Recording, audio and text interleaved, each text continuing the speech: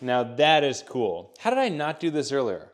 A table saw without the proper jigs is like an Irish dancer without, well, the proper jigs. We're going to build 4 essential table saw jigs that don't involve the outdated giant crosscut sled that's crazy heavy to move, and there are some common mistakes you'll need to avoid. I really don't have a lot of space in my small garage shop, so storage is always an issue, so I want to make sure these jigs are small enough to where they can be stored easily. I also really don't want to make a giant crosscut sled that's hard to move around and heavy. 1, because I'm weak, and 2, because if it's heavy to move, I won't use it very often. So I designed a compact crosscut sled that's small and light, but still large enough to cut 90% of the wood that I need to crosscut. Most of the wood that I'm cutting these days is only 7 or 8 inches wide, and this crosscut sled will be plenty big for those pieces. But what about the pieces that are bigger, or panels that I glue up and then I need to crosscut that are pretty wide? Well, don't you worry, we will get to that later in this video. I have the perfect solution that still does not require building a super giant and large crosscut sled. When gluing the 2 pieces of 3/4 inch plywood together for this back fence, I'm using a level to try and keep this back fence perfectly straight. For the runners, I am a little fatigued on cutting wood runners, so I found these aluminum runners that do something so awesome and make my life so much easier. These miter rails are adjustable. All it takes is an Allen wrench or hex key, same thing, and you can adjust them so they fit perfectly into your miter slots in your table saw. But if you don't install them a certain way, then you will not be able to adjust them at all, which would defeat the purpose. The adjustment screws are on one side of these miter rails, so you have to install them underneath your crosscut sled so that those adjustment screws are facing up when you're using the sled. So I'm drilling holes in my crosscut sled base to be able to access those screws. To install the rail, I'm putting some dimes in my table saw miter slots to raise up the rail so then I could glue it to my crosscut sled. First, I'm using CA glue, which of course is short for California glue. It's definitely not short for anything else, to initially get the miter rail to stick to my crosscut sled, and then I'll come back and permanently secure it with some screws. This crosscut sled is going to be a little different than most all the crosscut sleds you see online, and that's for good reason. It'd be weird if it was for bad reason. I'm making this crosscut sled one-sided, much like my conversations with my cat. We'll get to the reasons why in a minute, but first let's see if this aluminum adjustable miter rail really works, or is it just a gimmick?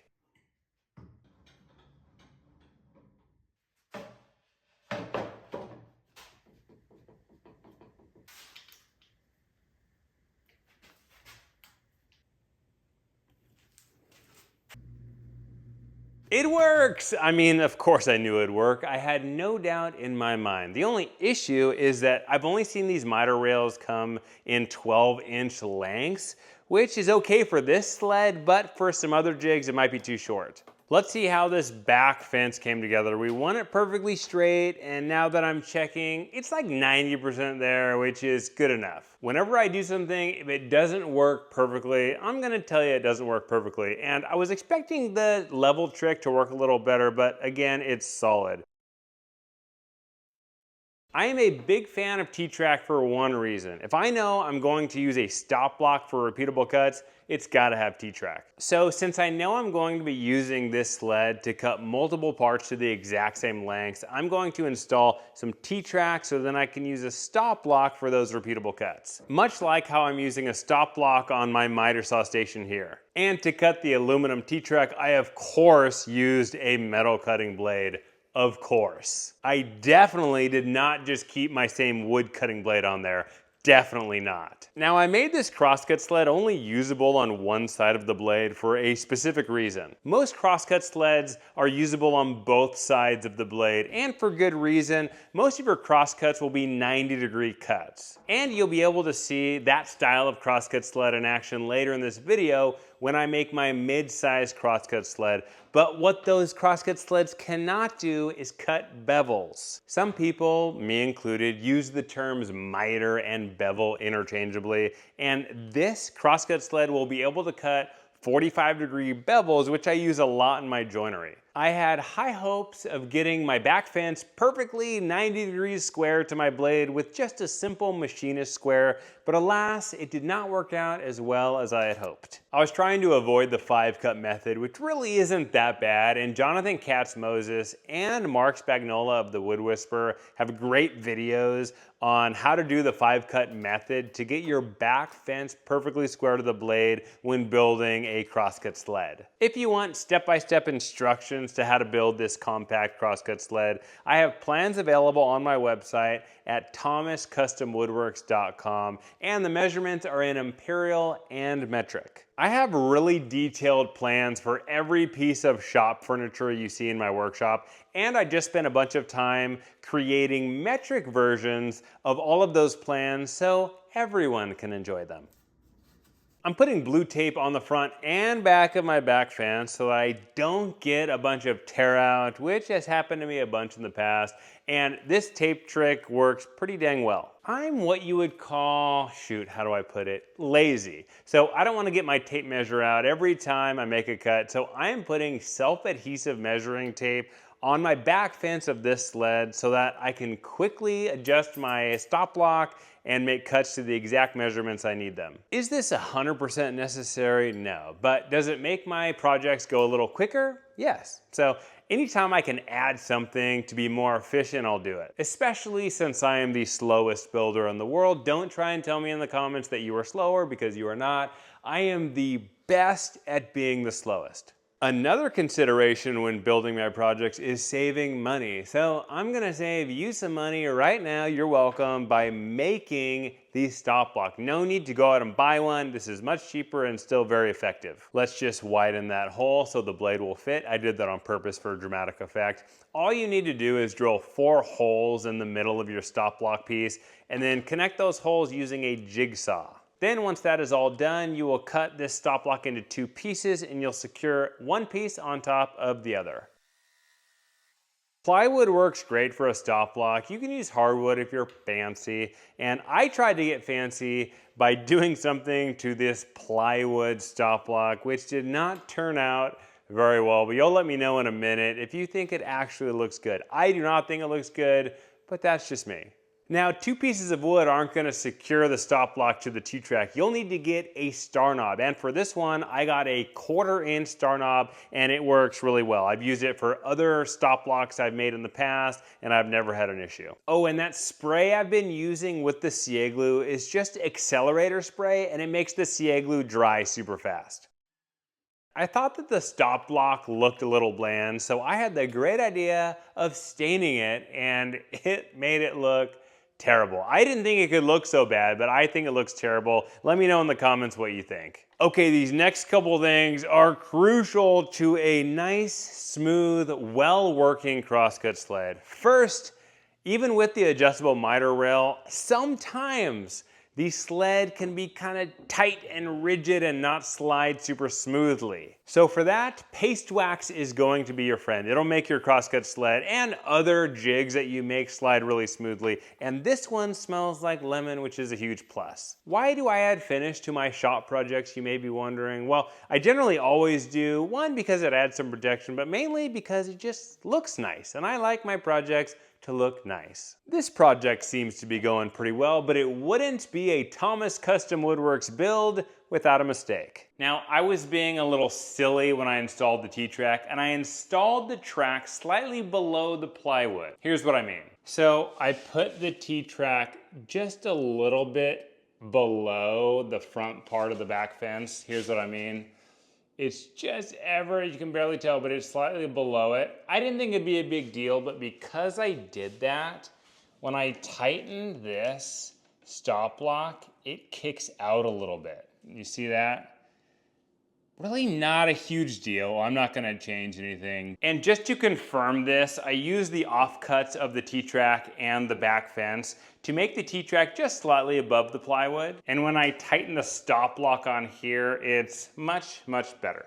This crosscut sled is fantastic for thinner boards and 90% of what you'll be cross-cutting on the table saw. And for those wider boards, the other 10%, I'll show you how to build a more standard crosscut sled for those cuts that's still much lighter than those giant sleds. But first, I think it's time to build some jigs that are going to save you a lot of money, but not only that, they'll save you space in your shop.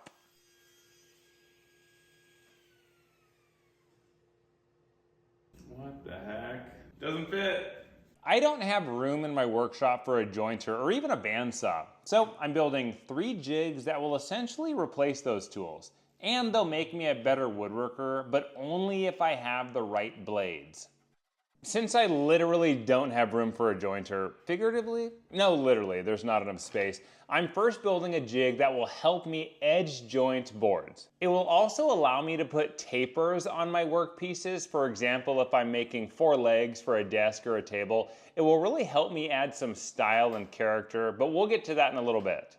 This jig is basically, not even basically, it is just 2 pieces of plywood, and then we'll add some hardware very soon. A stop block is used for repeatable cuts, but there are no repeatable cuts in this jig. So why am I using it? Your guess is as good as mine. I think it's because I'm so used to using it, it was just muscle memory. So what does it mean to edge joint a board? It means to cut a perfectly straight edge that is 90 degrees to the face of your workpiece. This is especially important when you want to glue 2 boards together and your edges aren't perfectly straight, which they often aren't when you first get them. Here I'm cutting 2 slots on the base of the jig that are a 1/2 inch wide for the T-bolt, and I initially thought 1/2 inch would be wide enough.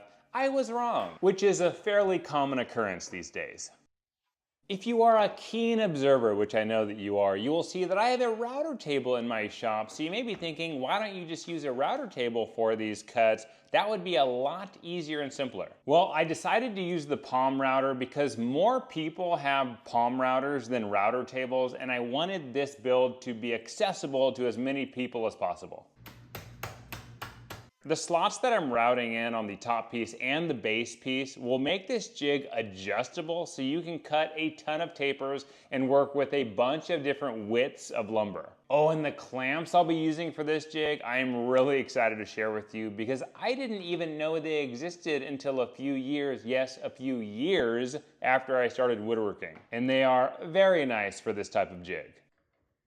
Time to route in a 1/4 inch slot in the top piece so that the T-bolt that comes with the hold down clamps can go all the way through. Well, the bolts won't go all the way through because it was the wrong size, but I'll explain that in painstaking detail very soon.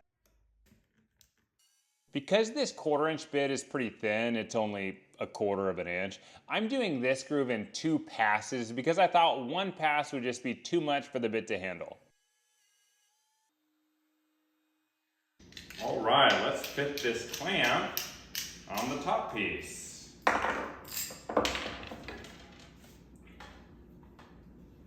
What the heck? Doesn't fit. That's what she said. Well, that's silly. Okay, I ran into a little bit of a snag. Not even a snag, less than a snag. I'd call it a hiccup. I think we can fix this pretty easily. So of course, I did not check the exact width of this bottom part of the bolt. So when I went to fit it in, there was a problem. The bolt is exactly a 1/4 inch, so it fits really nice into the 1/4 inch slot I made. But when I put it in, you can see that the bottom does not fit in the 1/2 inch slot that I put into the board. So to make sure that this part recesses into the groove, I'm just going to widen the 1/2 inch groove a little bit. No big deal. Then there's the top piece. I assumed that the T-bolt that came with the clamp was a 1/4 inch like this bolt. I was wrong. It's obviously thicker. The bolt is wider than a 1/4 inch, and this part is wider than a 1/2 inch. So not only do I have to widen the 1/2 inch groove like I have to do on the base piece, I also have to widen the 1/4 inch groove as well, so that the clamp bolt will be able to fit. And this could all have been avoided if I would have double checked the size of the bolts before I made the grooves, but why would I do that? That makes far too much sense. Okay, time to set everything back up and widen these grooves. Not a huge deal. As I always say, woodworking is 90% building and the other half is fixing your mistakes. I'm always saying that. Originally, when I started woodworking years ago, I made a jointing jig that used toggle clamps, which meant that the top piece was not adjustable. And it worked okay for jointing boards, but I couldn't cut any tapers or angled cuts with it. Then soon after, I made a jig very similar to this one, but I didn't film any of it. Film? I guess record is the right word because there's no film in my camera. So I'm now making a new and improved version and sharing it with you because I think it would be helpful. Ooh, this little guy is probably my favorite part of the jig. I'm adding this stop block on the back for repeatable cuts. And this will be pretty necessary because at least for me, I'll put a taper on either 2 or 4 of the legs. I guess you could put a taper on 1 or 3 of them, but that would be, let's say, a very innovative look. But hey, don't let me stifle your creativity, you do you. One of the reasons I love this jig so much is it makes my projects look like I'm a better woodworker than I actually am. Although I truly believe I'm a mediocre woodworker at best at building most things, I have to say I think I'm, dare I say it, pretty good at building workshop furniture and jigs. And I make detailed written and video plans for pretty much every piece of shop furniture and jig you see in my workshop. And those are at thomascustomwoodworks.com. Okay, shameless plug over. But I do like to mention it because the reason I make those plans is because I think they'll really help a lot of people. Especially people just starting out who don't want to take the time to design and figure out all the measurements of the furniture that they need to start building stuff. The reason you would need this jig is even the cleaner side of your workpiece may not be perfectly straight, but the edge of this jig is. After you joint one edge, you'll put that side against your rip fence to joint the other edge. This next jig will make it so your projects don't fall apart. If you currently or in the future want to make small boxes, picture frames, or signs, you're gonna need this spline jig. Mitered joints are notoriously a little weaker than other joints, so a spline is something that you will put in your mitered corners to keep your project together. And although it's visible, it can actually look really nice. I like to accentuate the spline, as you'll see in the sign that I'm making, and I'm using a walnut spline in a white oak frame.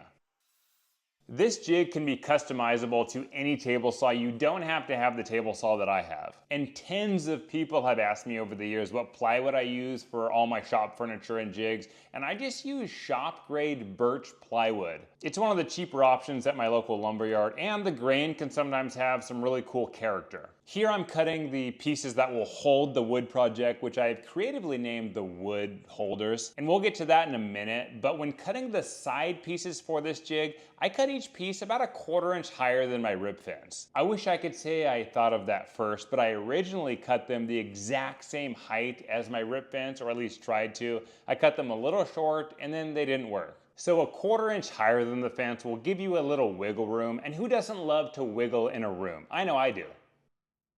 Another thing that I did that protected me from myself is making the top piece a little narrower than it needed to be. That just ensured that the top piece would not get in the way of the jig being perfectly 90 degrees.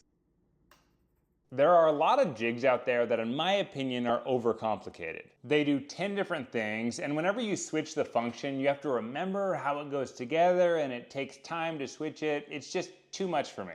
So I make my jigs very simple. They get the job done so I can make what I want to make efficiently. Now when I'm attaching the top piece, I am not clamping the side pieces to my rib fence, because if I did that, my jig wouldn't move and then it'd be useless. I've heard of other people putting a piece of blue painter's tape on each side of the rip fence, giving it that wiggle room we talked about earlier, but I haven't done that, so I can't recommend it. This strategy of a soft and nurturing touch worked perfectly well.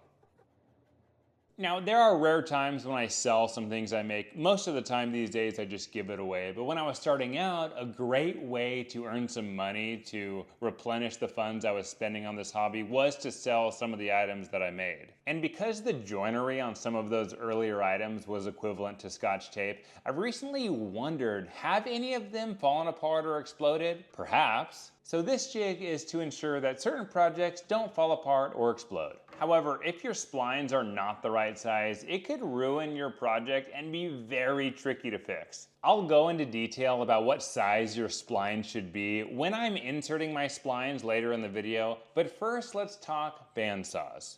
Specifically, we're going to create a very simple jig that does the main thing that a bandsaw does, so you don't need to buy a bandsaw. And that thing is resawing. I know a bandsaw does more than that, but that is the main thing that I would use it for. And the cool thing is that jig is very similar to this spline jig with a few differences.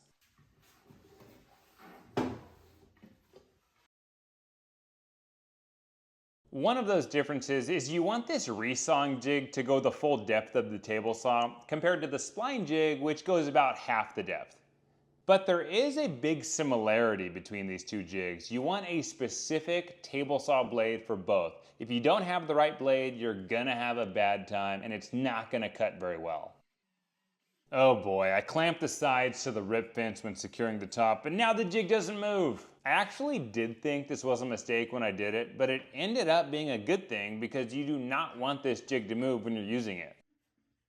Now, resawing a board is the process of cutting a board along its length, which is along the grain, to create thinner boards. And you'll see me do this in a second, but you have to use a specific blade when resawing. I won't get into blade geometry, chemistry?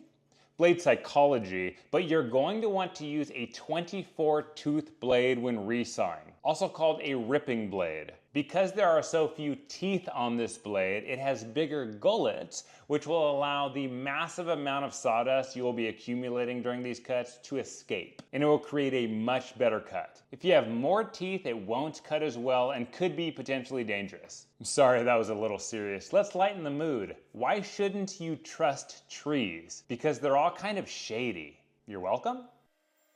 I'm cutting about 3/4 of an inch on each pass, so this will take multiple passes, but if you have a smaller table saw, you may want to go down to a 1/2 inch each pass. I'm not cutting all the way through on my final pass because of safety, and I'm not a big fan of danger, even though it is my middle name. You'll have to talk to my parents about that one. I'm using this blade to finish off the cut, which was a mistake. A handsaw is the right tool, but this type of handsaw took forever. It didn't even feel like it was going through the wood.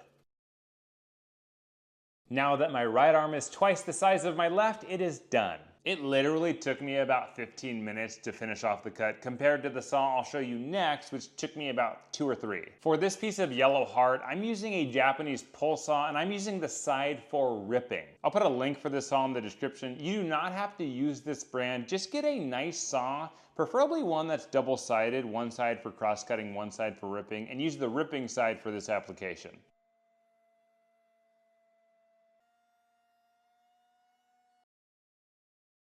Okay, back to splining, which I'm pretty sure is very similar to spelunking. The most important part of this jig is something that I will tell you about in 20 minutes. Stay tuned.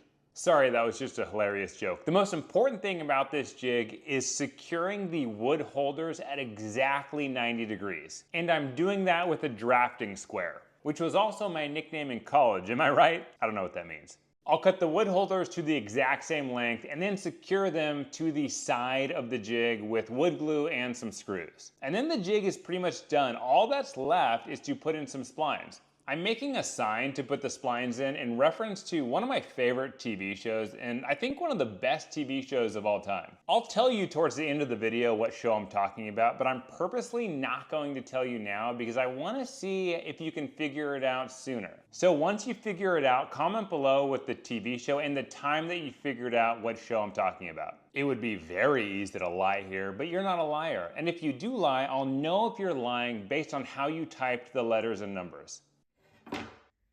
One thing that always would frustrate me when people would talk about putting splines in their projects is they never told me how to actually make the wooden spline. They would talk extensively about the spline jig and how to actually cut the opening for the spline, but never talk about how they made the spline.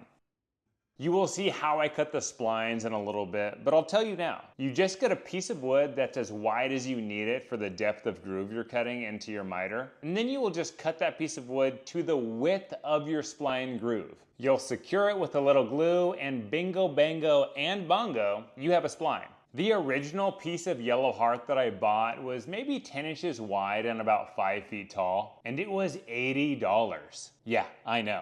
This guy doesn't want to spend a lot of money on tools, but will buy an $80 piece of wood. That's why the resaw jig I made earlier is so important, because I could use that one piece of wood for multiple projects if I just cut multiple slices out of it. I just changed the blade from an angled tooth to what is called a flat top grind. And this is important because since I'm cutting a wider groove, I'm going to use multiple passes, and I need that groove to have a flat bottom so the spline can fit flush inside. If I kept the angled tooth blade in my saw, which works great for most applications, the groove would not be flat, which wouldn't be the end of the world, but there'd be some gaps and it just wouldn't look as nice. You also may have noticed on that first cut, because of your keen observation skills, that I'm waiting until the blade stops before I pull the jig back through the blade. If something feels like it's kind of dangerous, it probably is. And I've gotten kickback from pulling a project back through a spinning blade, so I just don't do it anymore. I'm cutting my walnut spline to the right thickness as I explained earlier in the video, and I'm just securing it with some wood glue. Now, it is very important that you do not cut your spline groove too deep when using the spline jig. If you do, you could blow right through your frame and then it'll be visible from the front of the sign. That would be, as we call in the business, a big no-no. I hate to be so blunt, but if you don't know what show the sign is from by now, you're not gonna get it. It is from the show Ted Lasso. Jamie Tart doo-doo, doo-doo, doo-doo, doo. For the last project, we're going to build what I think is an essential crosscut sled for any shop. But not only that, I'm going to help you avoid the common mistakes I see people make all the time when making a crosscut sled. There are a few mistakes I see people make when building a crosscut sled, and I never hear all of them talked about. If you make one crosscut sled, this is the one you need. The first mistake I see people make when building a sled is not integrating a stop block. Or if they do integrate a stop block for repeatable cuts, they don't do it in the simplest or most effective way. It's usually a little too complex for me, which is not hard to do, or it involves buying a bunch of stuff. I do things a little differently. For this, that means definitely not buying a stop block. I can make one for a fraction of the cost, and we'll get to that in a little bit. The simplest way I've found to make the back fence of a crosscut sled is to cut 3 pieces, one of which is a little narrower than the other 2. Now there's a groove for the T-track to go into, and you don't have to use a dado stack to cut that groove. But as you'll see in a little bit, the T-track doesn't fit quite right, but there's a very easy fix.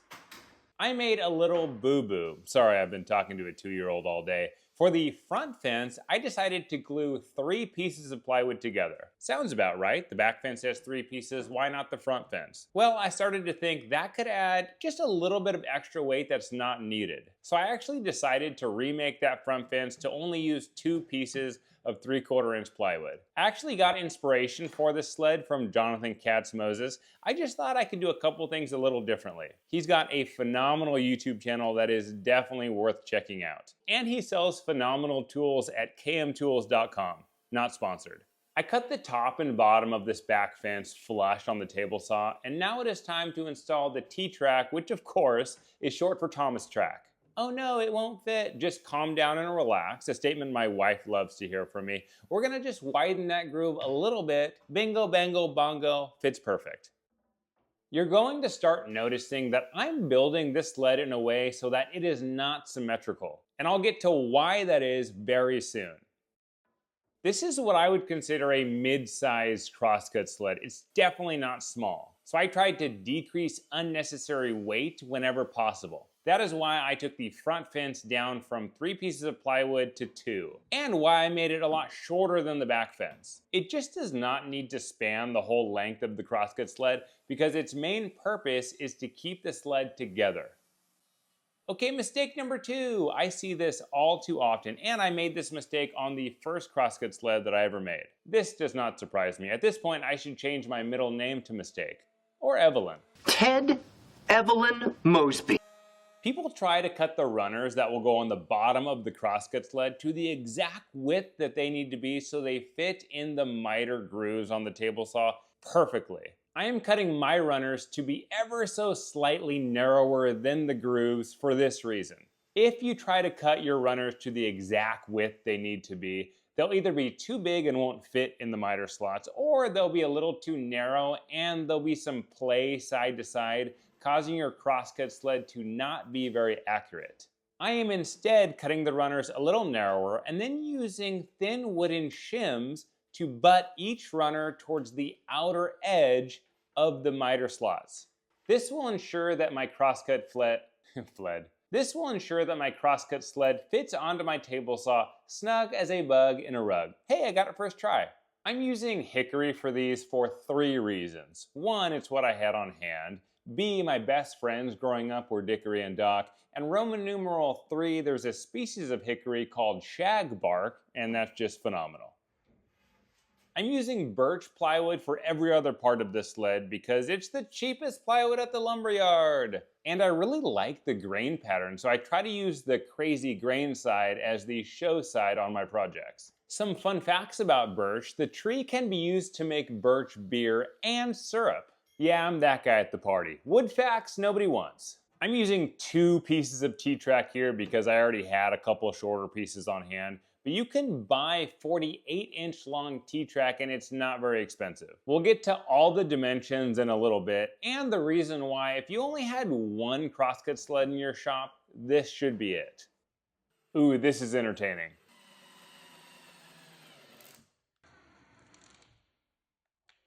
I did pre-drill my holes, but I did not pre-drill them big enough. And I tightened the screw just a hair too much, I think.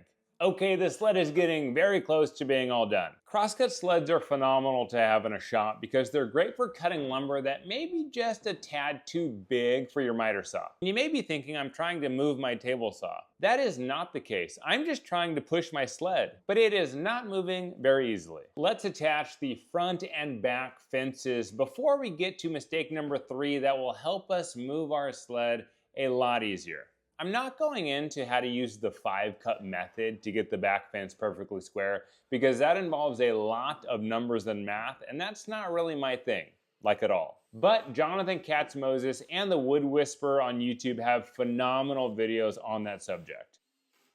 Okay, mistake number 3, not using wax on the bottom of the sled. It is very satisfying how much this helps the sled slide, nay, glide on the table saw. And it makes it smell lemony fresh. This sled is 42 inches wide and 24 inches deep, so it can cut some pretty hefty pieces of lumber. To ensure it moves good enough, I need to test it out once. Okay, maybe twice. Why not a 3rd time? Okay, 4th time, but that's it. Installing T-track is one piece of the puzzle in ensuring that this crosscut sled can make repeatable cuts. The other piece is making a stop block.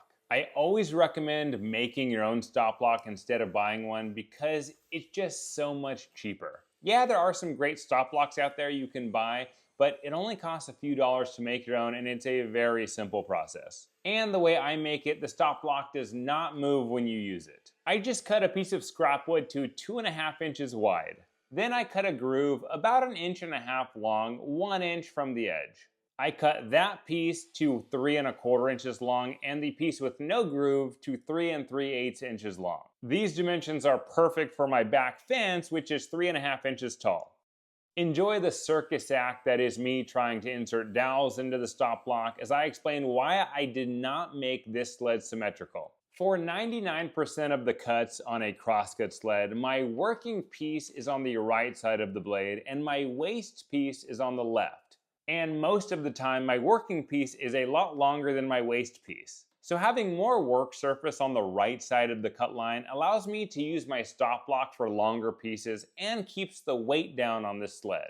I could not cut this part out, it's just too funny. To prevent this from happening, I could have just used screws instead of dowels or just made my dowel holes a little bigger. If you enjoy all the silliness in my videos, consider supporting me on Patreon for more content and a big discount on my plans. I'll put a link down in the description for that, as well as a link to the wood wax, star knobs, and T-track that I used in this video. If you want to have 2 crosscut sleds in your shop, I would encourage you to build this one along with a smaller one for thinner stock. But if you could only have one, I prefer this size because it allows me to crosscut both thinner and much larger pieces of wood.